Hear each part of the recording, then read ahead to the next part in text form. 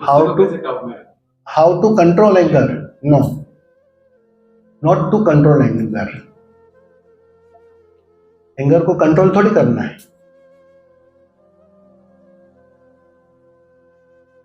क्रोध का विज्ञान समझ लो। क्रोध वास्तव में बुरा नहीं है।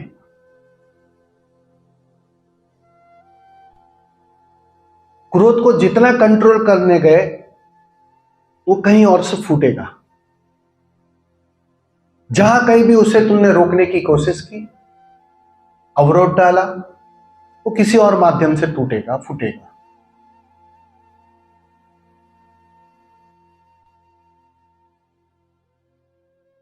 क्रोध आता क्यों है? क्रोध के लिए जो ऊर्जा चाहिए वो कौन प्रदान कर रहा है, वो कौन दे रहा है? कम ऊर्जा में तुम क्रोधित नहीं हो सकते हो। तुम्हें पता है, क्रोध में तुम इतना भारी पत्थर जो उठा लेते हो ना, वो साधारण अवस्था में नहीं उठा सकते हो।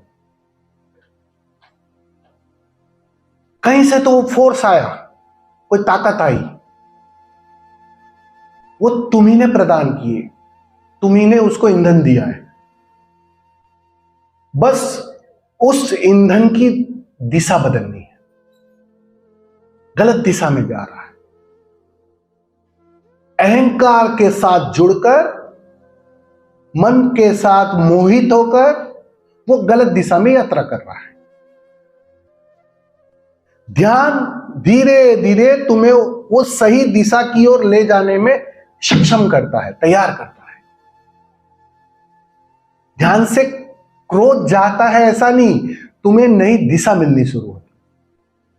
ऊर्जा को जो बहाव चाहिए, जो ऊर्ध्वगामी होनी चाहिए, उसकी दिशा ध्यान से मिलती है।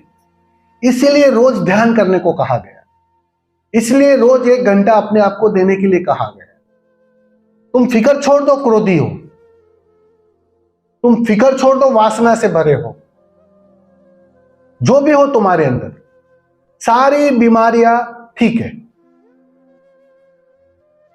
लेकिन तुम एक काम कर सकते हो, इन सब विकृतियों के लिए जो ऊर्जा तुम प्रदान कर रहे हो उसकी दिशा बदल सकते हो। और ध्यान यही काम करता है। ध्यान तुम्हें ही ऊपर उठा लेता है। तुम जिस स्तर पर हो, सिर्फ शरीर के तल पर, उस शरीर के तल से तुम्हें किसी और तल पर ले जाता है। तुम्हारा साधारणता जीवन क्या होता है? संसारी का साधारणता जीवन क्या होता है? अगर उसकी बेहोशी कहो, अगर उसकी गलती कहो, तो होता क्या है? बस वो शरीर को ही तो सब कुछ मानता है। ये शरीर है तो मैं हूं, इसी के इर्द गिर्द जीता है और मरता है, इसी का नाम बेहोशी। अब जानने वाले तुम्हें ध्यान देते हैं, विधियां देते हैं और कहते हैं रोज 1 घंटा, रोज 1 घंटा। अब वो ध्यान करते करते धीरे धीरे तुम्हारा आयाम बदलना शुरू हो जाता है। तुम शरीर से थोड़ा ऊपर उठना शुरू हो जाते, शरीर से एक दूरी बनना शुरू हो जाती। अब शरीर ही मैं हूं, ये धारणा कमजोर होने लगती है। अब शरीर के अतिरिक्त मैं कुछ और हूं, ये धारणा मजबूत होने लगती। अब जैसे जैसे उसको तुम ठीक से प्रैक्टिस करोगे उसकी, तो सीधी सी बात है, शरीर के साथ एक मानकर, तादात्म्य बनाकर, छोड़कर, अहंकार को निर्मित कर कर जो तुम जीवनचर्या जी रहे थे, उसमें परिणाम में क्रोध ही निकल सकता है। मेरी नहीं सुनता, मुझे तो गाली देता है, जानता है मैं कौन हूं। बेचैनी शुरू।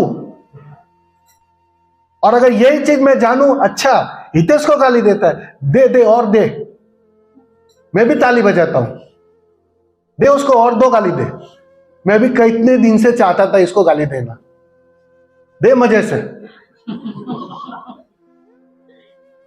वो दिखाई पड़ेगा,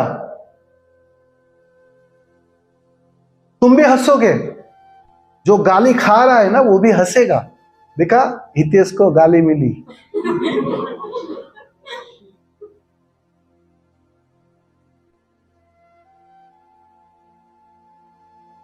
ख्याल में आ रहा है? वो पहले ही हवा निकाल देनी है, उसकी पंचर कर देना है। तो वो तुम सीधा क्रोध पे नहीं काम कर सकते, क्योंकि क्रोध तो आखिरी है।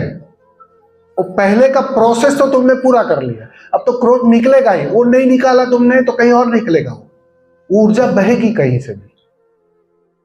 तो सीधा उस पर काम करने की कोशिश मत करना, गलती हो जाएगी।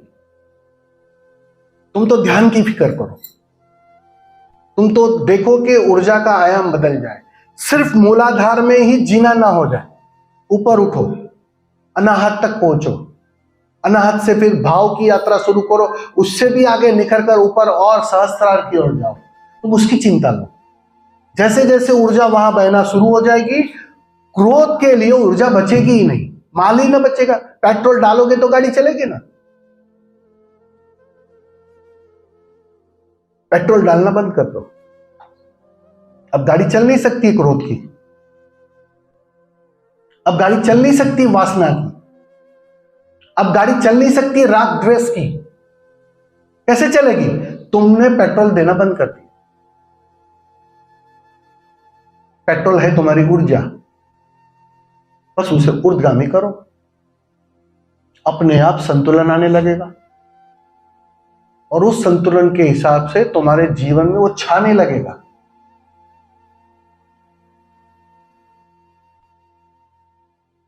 बदल जाएगा जीवन। जैसे ही हृदय चक्र पर ऊर्जा आएगी, बिल्कुल सब सारा आयाम बदल जाएगा। हो सकता है कल तक जिस पर क्रोध आ रहा था, उस पर आज प्रेम आएगा, उसको तुम गले लगाओगे, उसके लिए आंसू बहाओगे।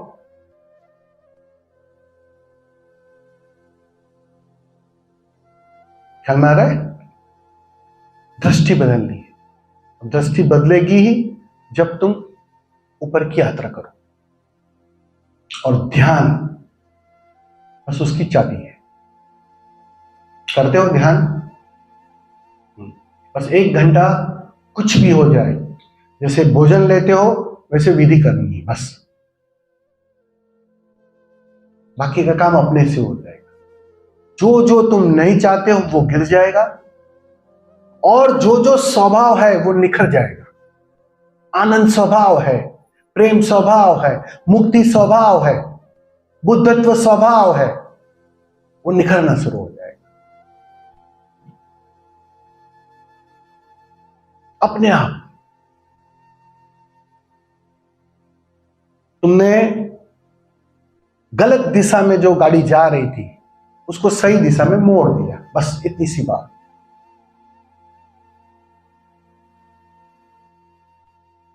तो अपने से चला जाएगा, उसकी चिंता नहीं लेनी। और बहुत ही ज्यादा क्रोध आता है या बहुत ही ज्यादा बेचैनी होती है, देखो ये जो डायनामिक हम करते हैं ना, एक्चुअली हम संसार में जो जीते हैं ना, वहां भी डायनामिक ही करते रहते हैं, अगर ठीक से देखोगे तो। लेकिन वहां क्या होता है, कभी कभार महीने में 1 बार पत्नी से झगड़ा होता है, क्रोध निकलता है। ऑफिस में कहीं ना कहीं किसी कनिक से या बॉस से कहीं ना कहीं, कभी कभी कभार छोटा मोटा चीज, हालांकि तुम हर तरह से कंट्रोल करते हो, रोक लेते हो, लेकिन कभी कभार बहुत ज्यादा वो सप्रेस हो जाता है ना, तब फूटता है। यही ओशो ने यही मनोविज्ञान इसमें लाया डायनामिक के, कि भाई तुम एक काम करो ना, जो चीज 10 साल लग सकता है खाली होने में, एक काम करो, एक कमरे के अंदर संगीत बजाओ और उसको 6 महीने में खाली कर दो। रोक कौन रहा है तुम्हें? जिसके प्रति भी क्रोध है, घृणा है, चिंता जो भी है, गाली देनी है, ये करना वो करना, मारना, तब उसको निकाल दो, रेचन कर लो उसका, खाली हो जाओ, साफ सुथरे हो जाओ। ये फास्ट फॉरवर्ड में चलता हुआ संसार है डायनामिक मतलब। और संसार जो साधारण तुम जीते हो, वो स्लो मोशन में चलता हुआ डायनामिक है, बस इतनी सी बात है। तो ओशो ने वो सुविधा दी कि तुम इतना इंतजार मत करो, क्योंकि काफी समय निकल जाएगा, जंग निकल जाएगा। तो तुम्हें मैं ऐसी विधि देता हूं जो जल्द से जल्द इस कचरे से तुम निजात पा सकते।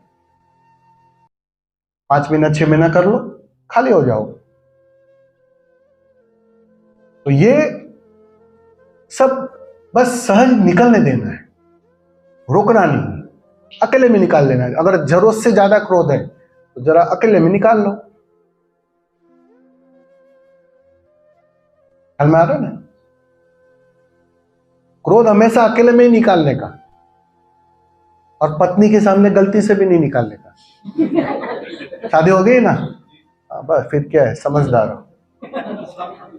शादीशुदा को कुछ समझाना नहीं पड़ता है, वो इशारा समझ लेता है, बराबर ना? अनुभवी है वो।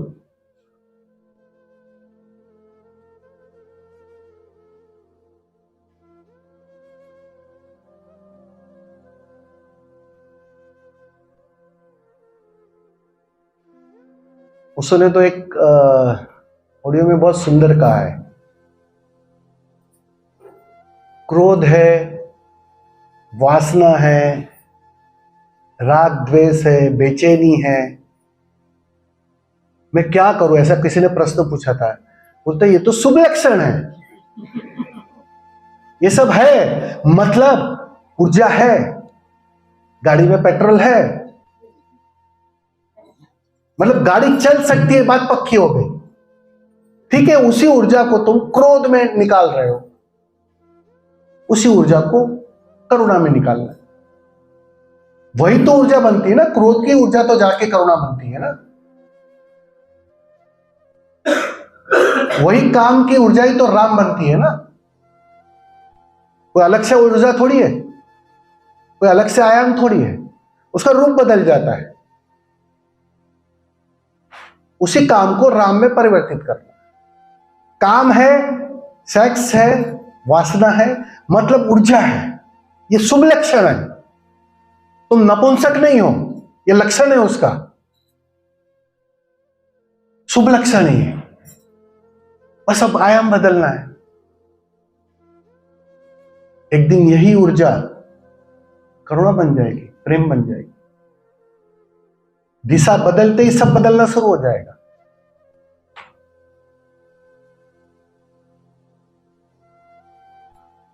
बहुत सुंदर साथ है, ओशो ने समझाया उसको।